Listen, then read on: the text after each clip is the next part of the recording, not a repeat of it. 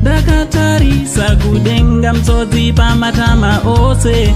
Media man ndinoswera ndichiona kuti zviri kufamba sei. Aiwa vazukuru ndokubasa nditisa referee so sekuru vevanhu.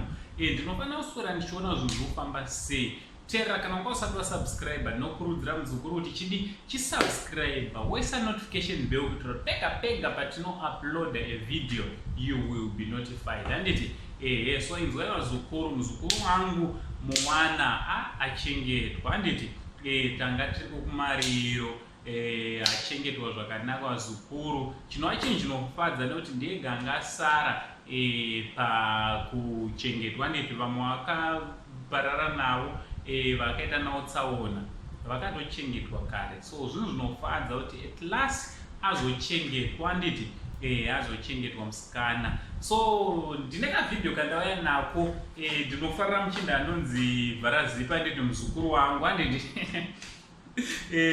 Vharazipi ndomufarira. Unozwa paakapinda zvine force and aiwa achirongopisa pega paanofamba achisvika he makes sure kuti anokusirai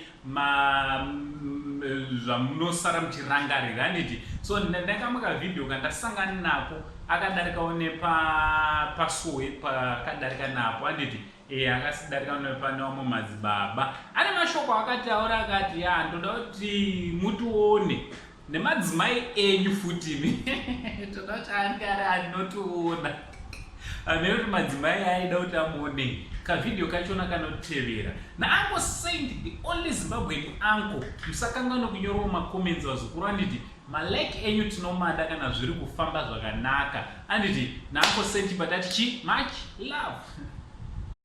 Chero tinogwendo kwatiri kufamba hatigoni kusadarika nepamadzibaba Simba tichivaona ivo vationi. Sangano ritioni.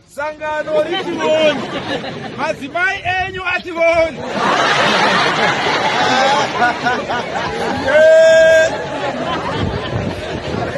Rugare ishuwa SABHUKU chavanotaura mazuva ano tiri kunyora madzimai chete kumabagu.